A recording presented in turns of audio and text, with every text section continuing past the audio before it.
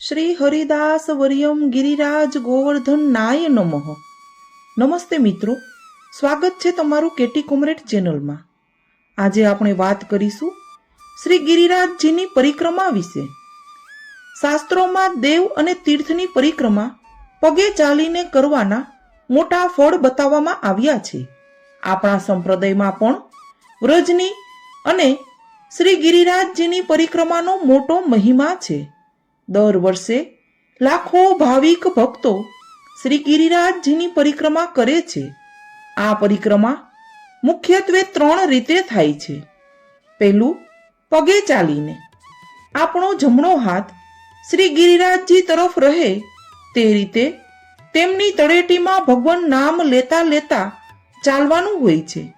તેમાં મુખારવિંદથી ગોવર્ધન દાન ઘાટી થઈ આન્યોર પૂછરી થઈ મુખારવિંદ પરત આવીએ તો 5 કોશી પરિક્રમા થાય છે. દાન ઘાટીથી રાધાકુંડ થઈને પરિક્રમા કરીએ તો 7 કોશી થાય છે અને દાન ઘાટીથી ચંદ્ર સરોવર સુધી જઈને પરિક્રમા કરીએ તો 9 કોશી પરિક્રમા થાય છે. બીજી રીત છે ધારાવહી પરિક્રમા. કેટલાક વૈષ્ણવો દૂધની ધારાવહી અને ધૂપ લઈને અથવા એકલો ધૂપ લઈને પરિક્રમા કરે છે. ત્રીજી રીત છે દંડવતી પરિક્રમા. દંડવત કરતા કરતા કેટલાક વૈષ્ણવો પરિક્રમા કરે છે.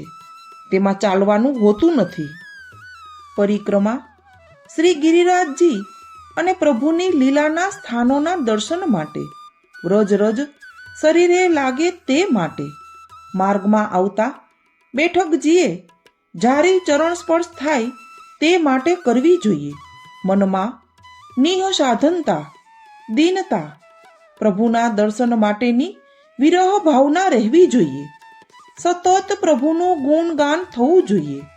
કોઈ લૌકિક કામના માટે પરિક્રમા ન કરવી જોઈએ. પરિક્રમા દરમિયાન લૌકિક વાતો, ખાનપાન, આરામ વગેરે ન કરવા જોઈએ. માત્ર લીલા ચિંતન, ભગવદ ગુણગાન અને અષ્ટાક્ષર મંત્રનો જપ કરવો જોઈએ.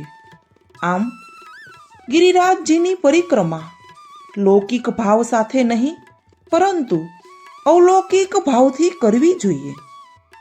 વૈષ્ણવો, જો વિડીયો ગમ્યો હોય તો વિડીયોને લાઈક, શેર અને સબસ્ક્રાઇબ કરો. બાજુમાં આપેલા બેલ આઇકન પર ક્લિક કરો જેથી તમને આવા વિડીયોની નોટિફિકેશન મળતી રહે. જય શ્રી કૃષ્ણ.